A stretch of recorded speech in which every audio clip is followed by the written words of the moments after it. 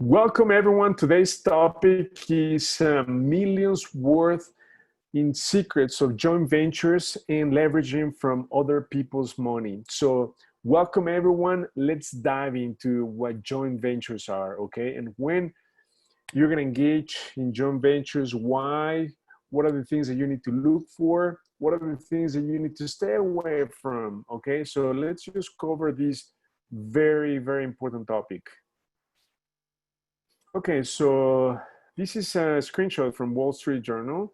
I just want you to read the message in bold, right? So when is it that you are looking to do a joint venture? So you're looking for partnerships in order to lessen their exposure to risk. That is the number one reason.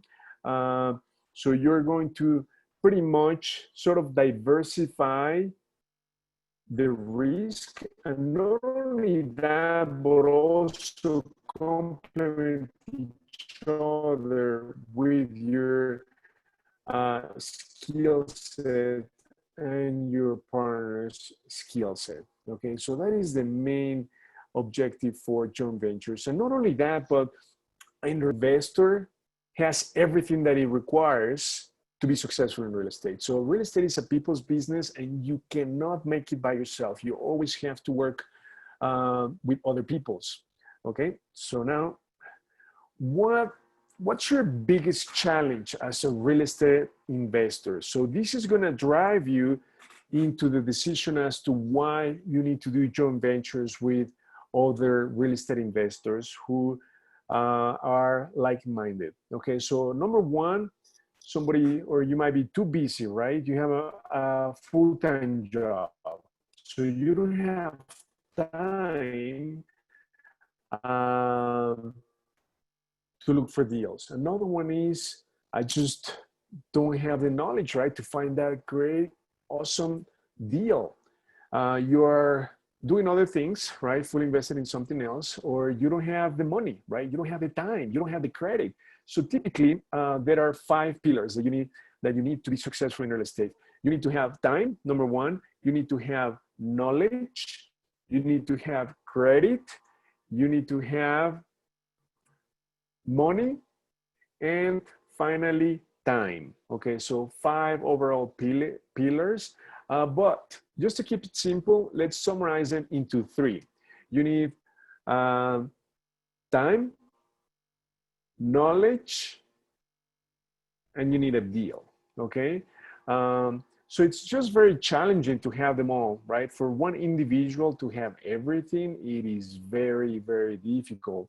So that is why today we're going to talk about the differences between a joint venture and creating an entity, okay?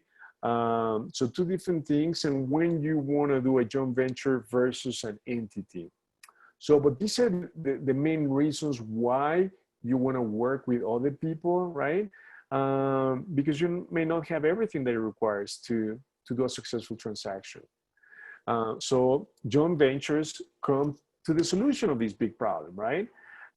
So joint ventures with the right partner, okay, that have been properly set up. So this is very, very critical that you partner up with the right individual. So let's just quickly identify the things that you possess and the things that you lack. So what you need to ask yourself is, do I have enough knowledge about real estate to be successful? Okay. Do I have good credit? Do I have liquidity? Have I found a great deal? Do I have time? Okay. So you've got to identify the missing pieces of the puzzle, right? So when you identify what you're lacking, you are half the way through the battle. Okay, so the next thing is that you need to find a partner that you can do a joint venture so that the partner will complement what you're missing and vice versa. Okay, so that is the key for joint ventures. But as a rule of thumb, friends, just to keep it very simple, you want to partner up with people who are better than you, who know more than you, who have more experience, who have more to lose, in other words, right? You do not want to partner up with somebody who might be in bankruptcy, who has absolutely no knowledge of, let's say, real estate, or people who are not committed to success. That is, committed to the same goal for the joint venture to be successful. Okay, so now in real estate, we've covered in the past some of the basics that you need to make it big in real estate. So you need to leverage from other people's money and other people's time. Okay, now when you have joint ventures, pretty much you're combining the basics into one single joint venture, okay? Because you need time to be successful in real estate. There's no escape from it. And then you need knowledge to be able to find a great deal. And then funding comes easy if you have a great deal, okay? In fact, that's what makes the successful real estate investors super successful. They have three things in common. They have a great deal, but let me ask you this. Do you think it's easy to find a great deal? Of course not. It takes years and years of experience. Let me ask you this. What is experience? Experience is something that you gain, unfortunately, when it's too late, right? So that is why we need to shrink that down, right? The experience part. Therefore, you need to partner up. You need to do a joint venture with somebody who's got deep understanding of real estate, okay? Now, this is something very critical, right? Only 2 to 5% are truly successful. It doesn't mean that the rest 95% fail, but they just don't make it to the level they could, okay? And guess what? Most people think it's because of lack of money or lack of credit, but it's not. It's because they just can't find a great deal. So we go back to the three common elements that successful investors have. So they have a great deal, they understand basic analysis, and they have funding. But they have funding, why? Because they have a great deal, okay? So that's something that you need to think about yourself. If you have a great understanding of real estate, you should be able to find a great deal. And in fact, if you were to start all over, the one thing that you need to specialize in is in finding great deals, okay? That is rule number one. You've got to specialize in finding great deals, because guess what? Just think about this. If you have an amazing home run deal, wouldn't you think that there'll be a lot of people with money who want to partner up with you? Of course, right? Why? Because they don't have time. They don't know how to find a great deal, right? So they're willing to put in the time, give the resources, right?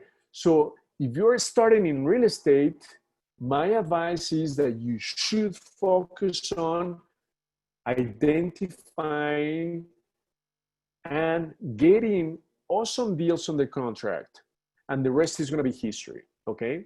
You could become an amazing wholesaler, or even better yet, you could be part of the transaction when you partner with people who have time and money, right?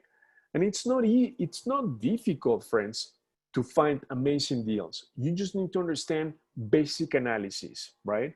And I've given you in the past some rule of thumbs, like for instance, when you find a property, you have to add $100,000 on top of it, and that should be your ARV on the property. Example, if you're gonna buy the property for 100,000, that property better appraised for 200,000, light to medium. It should not exceed $35,000 to $40,000, okay? The minute the rehab goes over 40,000, the numbers are not gonna work. You don't have enough spread to do a flip, to do a buy and hold, or to wholesale the property. Okay, so you want to focus on finding amazing off-market great deals, because MLS, it's way more challenging, right? It's saturated. A lot of eyes are looking at the deals on MLS. So you have to focus on off-market properties, properties that are technically not for sale, such as probates, pre-foreclosures, upcoming auctions, bank-owned properties, vacant properties. Those are the properties that you should be focusing on. And again, remember, you will not have all the pieces of the puzzle. In fact, we feel that we're very experienced in real estate, but we don't have all the pieces. Like, for instance, let me give you an example. Do we have knowledge? Yes, we do. Can we find a great deal? Yes, we can. Do we have funding? Yes, we do have funding, but why do we have funding? Because we can find amazing deals. Do we have credit? Yeah, we do have good credit, over 700. But do we have time? No, we don't have enough time, okay? So don't you think there'll be plenty of people who would want to partner up and give up their time to be part of a great transaction? Of course, right? But unfortunately, time is one of the most precious resources that most people don't have. And you know why? Because most people have a job, right? They work 8 to 5, and sometimes they're required to work 40 to 60 hours. So that is one of the constraints in real estate. Most people don't have time. So therefore, please focus right now in this crisis. Take a step back, sharpen your saw, become the best individual at finding great deals, and the rest will come, because there are going to be many people who do have the time, okay, who who they want to be part of a great transaction. They have funding, they have skill set, and they want to be part of it. Let me just give an example. A transaction to us, he got it on the contract, but he didn't have the resources, he didn't have funding. So we were able to line up the funding and the resources, right? What I mean by resources, like the crew to do the rehab, right? Um, but unfortunately, we found a major issue in the property once we did an inspection, so we had to back out of the deal. But what I'm trying to tell you is, if you find awesome, great deals, there'll be plenty of people who want to partner up with you. And that's where joint ventures come into the picture, okay?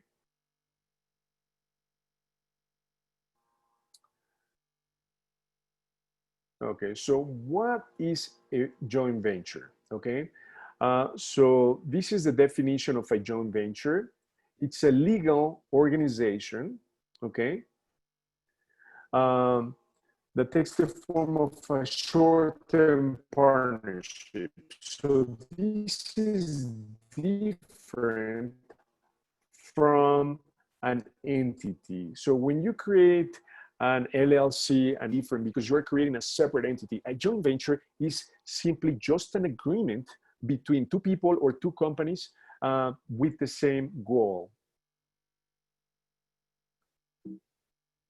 Next. So these are the key elements for the joint venture. So you have an implied written agreement, okay? And then here, you're going to express the intent of both parties associated in the joint venture. And we're going to give you an example of what it looks like. So obviously, the intent is to do a joint venture on one deal. Like, you're going to have a property address. And then you want to do joint ventures or establish partnerships even before you get properties on the contract. Okay, that is very important, because by the time you get a property on the contract, right? Because time is of essence in a transaction. You have deadlines. Once you have a property on the contract, you have 5 days for attorney review and inspection. You have a mortgage contingency that you have to meet. Therefore, you've got to establish joint ventures way before you have properties on the contract, okay? So in here, in the joint venture, you're going to see the contributions like money-wise, how much each individual is going to contribute to, as well as roles, okay? So we mean ownership. You're going to establish ownership percentages in the joint venture, okay? And then how you're going to split the profits.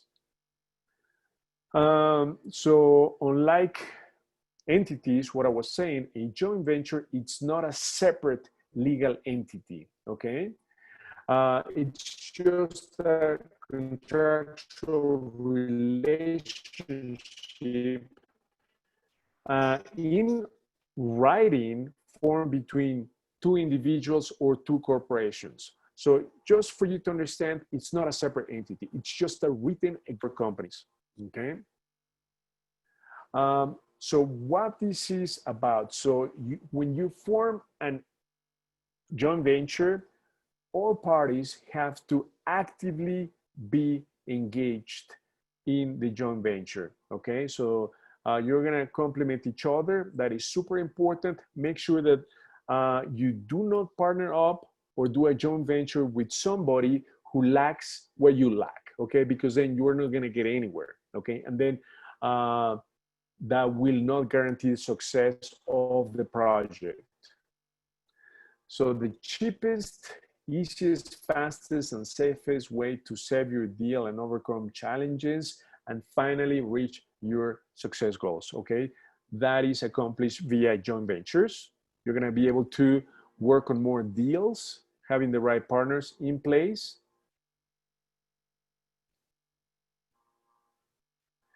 And let's just quickly look at this case study, right? So what the joint venture helps you resolve is uncertainty, creates a new deal pipeline. So pretty much you are going to be complementing each other on the pillars that both of you are missing. So it is super important that you look for somebody who is absolutely complementing your skill set, okay? You cannot work with somebody who's got pretty much the same type of skill set. Even if you get along so well with that individual, it doesn't mean that you're going to be successful. You've got to complement each other. So again, I want to make sure that you understand what you need to be successful in real estate. You're going to need to have a great deal. Therefore, you need experience and knowledge in real estate. You need to have credit and money. Okay, some sort of liquidity, because even if you use asset-based lenders, they also want you to have skin on the game, meaning they want you to put a down payment, 5, 10, 15% time, right? You need somebody who is going to go to talk to real estate brokers if you're going to market the property either for sale or for rent. You need to have somebody go to the village, get permits, talk to inspectors. So absolutely time, it is critical, absolutely critical during business hours, okay? And the next pillar is, we talked about knowledge or have a deal, time, money. Those are the main components for the partnership for somebody to be successful in real estate.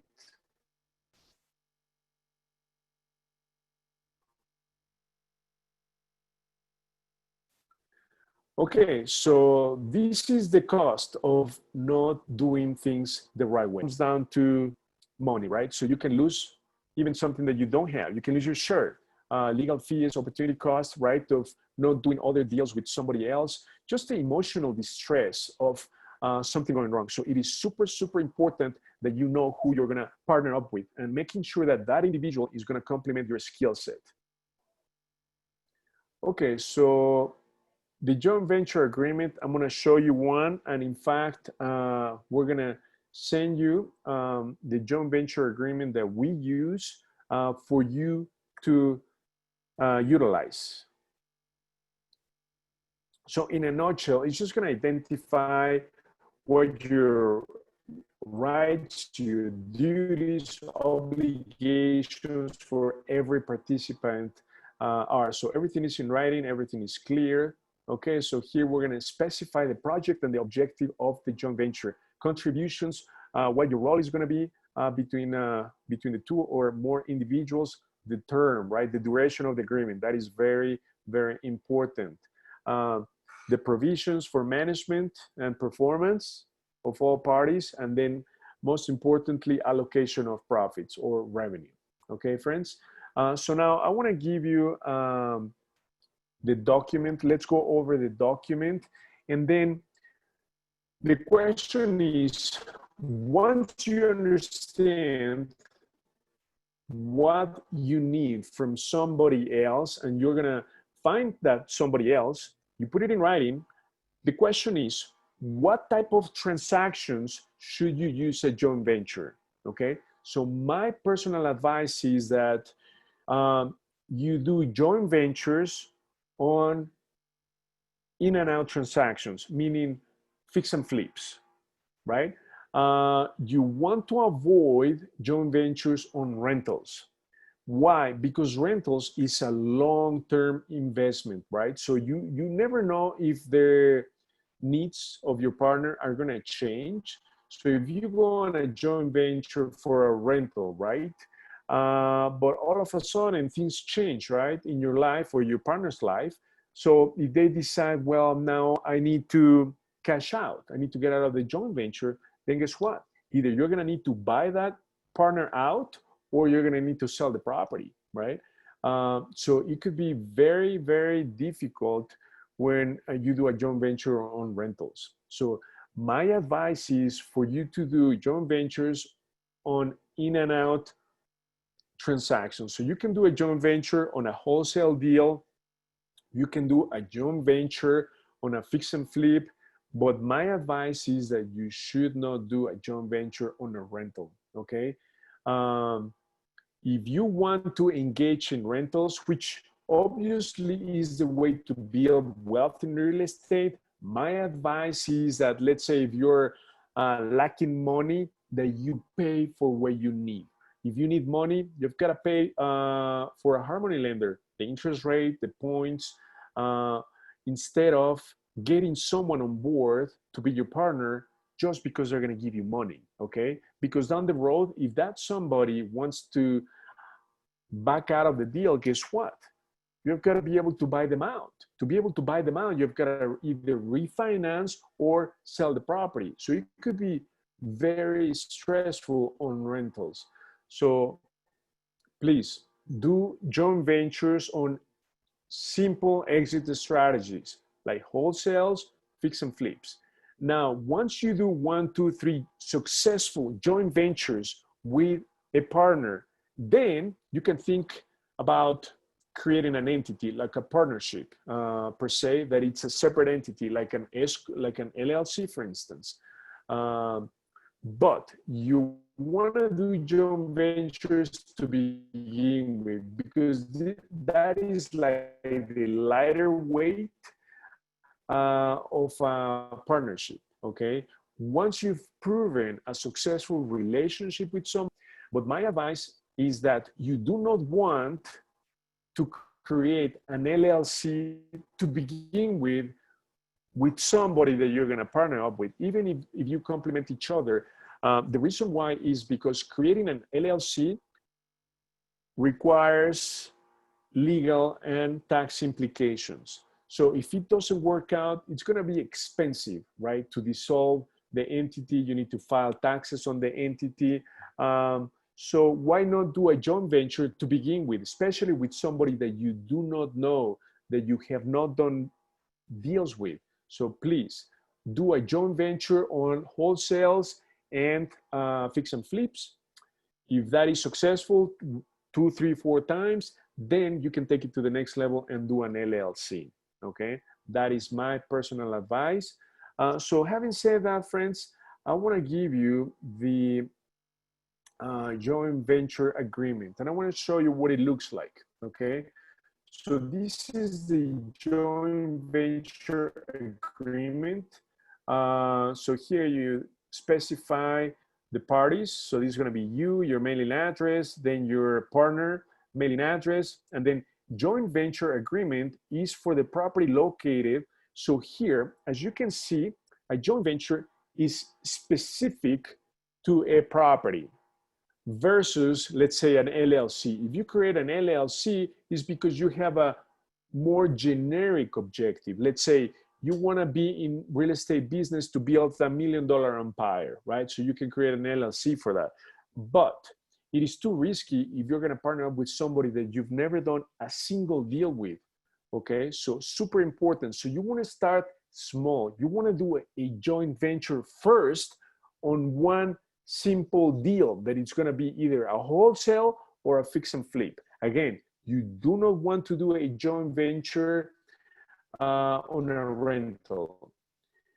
If you want to do rentals, you're going to be way better off if you keep the rental for yourself. If you need the money, pay for a hard money lender or a private money lender. That's simple, okay? If you need somebody because they have time, well, guess what?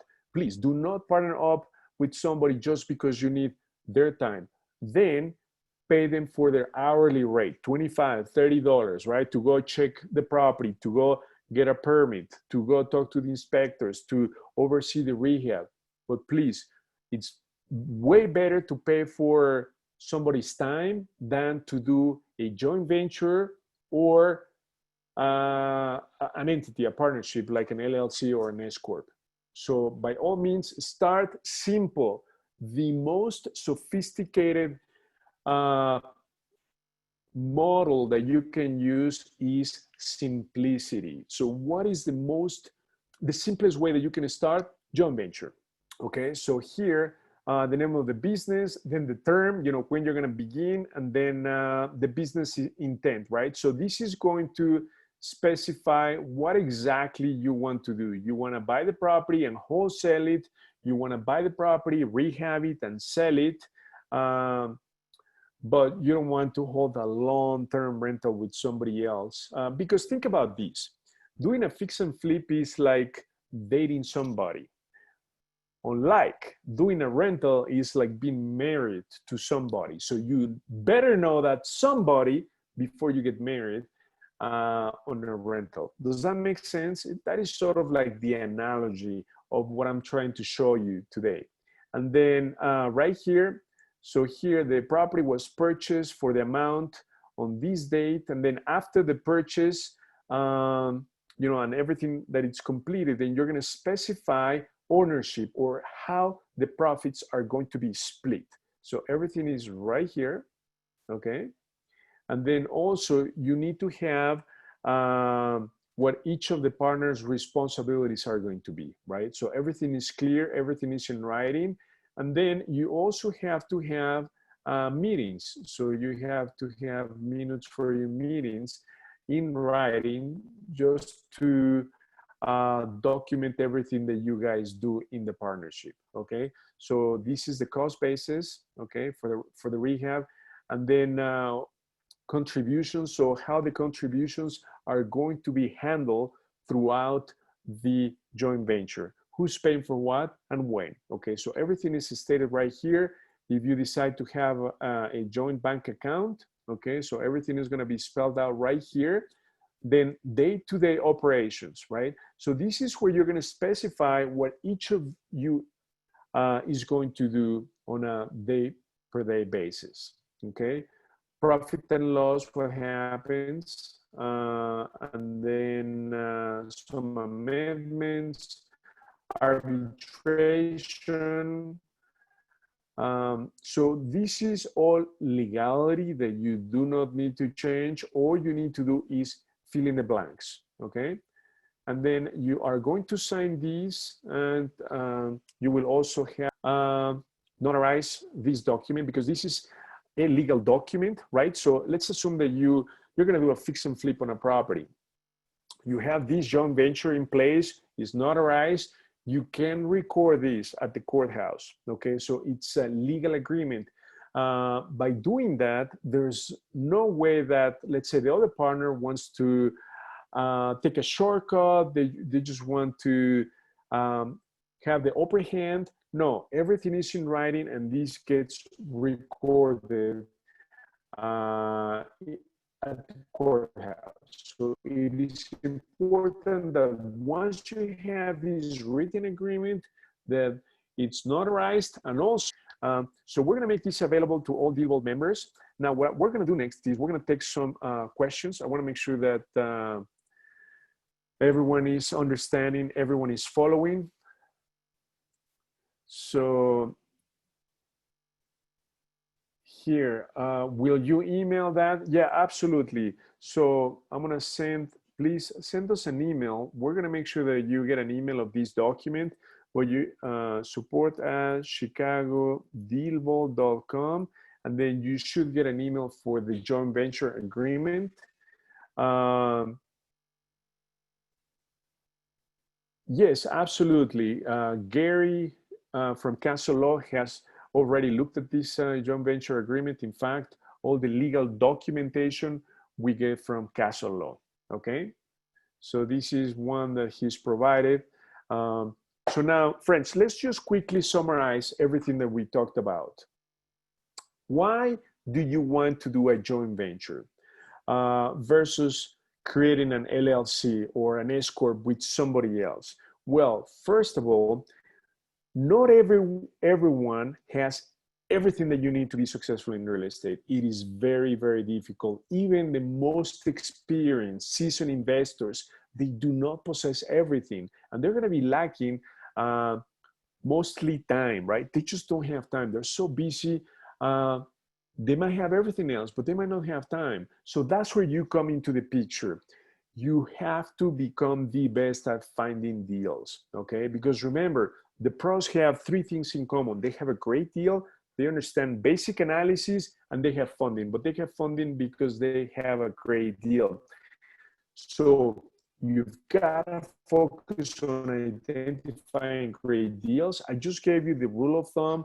Just add 100,000 to the property asking price, and that should be your ARV, after repair value, with the assumption that it needs less than 35,000 for rehab, okay? And then you're gonna be able to do a flip, a rental, or a wholesale. That is the secret, and that's how we and the pros analyze deals. They just add 100,000 on top of the asking price. Now, the reason why you want to do a joint venture first before you do an LLC is because you want to complement each other's skill sets. You want to partner up with somebody who has what you don't have. So remember, you're going to need time, experience, knowledge. Experience and knowledge go hand in hand.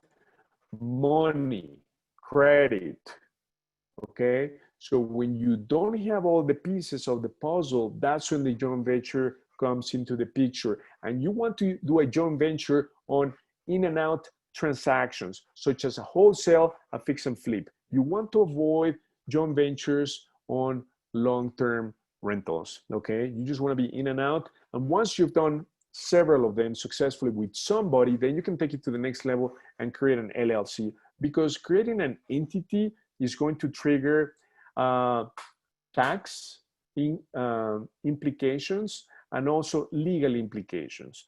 So it's best to start with a joint venture just to keep it simple, prove the concept that you can actually work with somebody successfully, that you agree on pretty much all the terms, what your contributions are going to be, what your role is going to be, and how you're going to split the profits.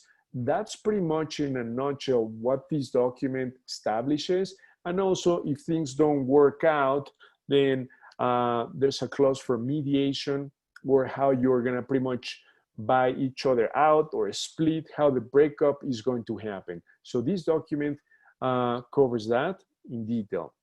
Now, let me answer some questions. Should both parties have an entity like an S Corp? It's optional. So a joint venture could be between two individuals or two companies, okay? It doesn't really matter. Obviously, if you do business in real estate, you don't want to do business under your personal name. Why? Because unlimited liability. So they can sue you and they can come after your personal assets, like your vehicles, your house, everything. You can lose everything. in a lawsuit. So that is why you want to do business under an entity, because everything is going to be protected that belongs to you. They're only going to come after any assets belonging to that particular entity. So you always want to do a joint venture with somebody under your legal entity. So as a rule of thumb, if it's only you, please create an S Corp. If it's, let's say, you and your wife, you can create, or your significant other, you can create an LLC. Stay away from C Corps because of double taxation. So it's just a rule of thumb. Are there any other questions on the line?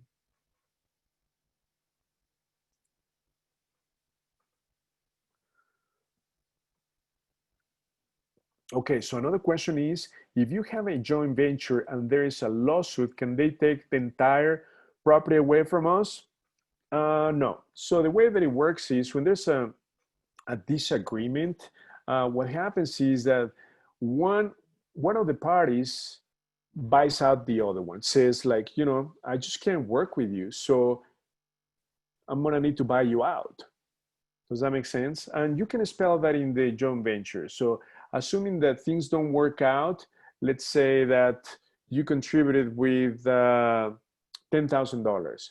So as part of the dissolution, you can explicitly say that, okay, my contribution is 10,000. If for whatever reason, we just can't agree on I'll be up that on the terms or the successful exit strategy, then we're just gonna need to buy you out for $10,000, and then you can add more, right? If joint venture, but it doesn't mean that you're gonna lose everything. That's what the document will cover. The case where things don't work out, but this is just a simple way to prove the concept that you can successfully work with somebody that you believe that somebody has what you don't have, so that you both complement each other. So if you're going to do something in real estate, please, by all means, always try to work with somebody, because you're going to not only leverage from other people's skill set to complement yours, but also you are going to lessen the risk, okay? Diversify your options, and obviously you're gonna split the profit, okay? So does that make sense? Any other questions, friends, that you have on the line? This is, in fact, the first webinar that we run on joint ventures. We've never done this before, and it is such an important topic, okay? Because many people have horrible experiences working with friends because they don't put things in writing. They don't specify what the role is going to be. They don't specify contributions, how they're going to split the profits, okay? So it is super, super important to have everything in writing. Not only that, notarize and record this at the courthouse where the property resides. So please send us an email, and we're going to make sure that you get the joint venture agreement from us. And then if you do not have access to DealVault, you can get it for free for the next 30 days. All you need to do is fill out this form, okay? Because remember, you need to become the best at finding deals. And then for the package in the drop down, please select Special Chicago DealVault. And then the promo code is JV, okay? Joint venture, JV. So you can get it free for 30 days. We're gonna train you one-on-one once you get signed up, okay? Now, Debbie, did you have issues getting into the room? So by the way, this is, I believe, on Sunday is the last time that we're gonna use Zoom. We're gonna use GoToMeeting. GoToMeeting is a more professional, reliable platform because we got hacked about 2 weeks ago. So we just don't want that to happen again. So as of next week, we're gonna start using GoToMeeting, okay? So you wouldn't need a password. It's just gonna be a link. It's gonna be straightforward. So next week, it's gonna be very smooth when doing the webinars. So please, friends, yeah, we're gonna send you all the details for GoToMeeting. RSVP to our next bootcamp. So the next bootcamp is going to be until June. And guess what? We're gonna do a bootcamp in Spanish. Okay, so it's gonna be super, super powerful. Okay, in fact, it's right here. So we already posted that. So we're gonna have the bootcamp in Spanish. I'm gonna send this to everyone. Please RSVP if you have not. That was the Spanish. It's gonna be at 9 a.m. Or we obviously will have the English version at 1 p.m. Okay, we had such a successful boot camp last Sunday that people who missed it have been sending us requests to schedule another boot camp. Not only that, but also in Spanish. So we're just catering to our investors community's needs. Okay, that sounds good, Calvin. That's funny. So yeah, please RSVP to either one of those two boot camps. They're going to be super powerful. Sunday, we're going to have a great meetup. So we're going to give you the secrets on how to double your income and triple your net worth. So it's going to be so super powerful on Sunday, 1 p.m. Please make sure that you join that. And friends, if you don't have access to Dealable, please make sure that you get free access. We want to make sure that we train you on becoming the best deal finder. We want to make sure that you have plenty of opportunities for you to partner up with somebody when you have a great deal, okay? So thank you everyone for joining today. I look forward to seeing you on Sunday. If you have any further questions, please let us know. We'll make sure that we send you the joint venture agreement. So thank you everyone for joining today. I look forward to seeing you on Sunday.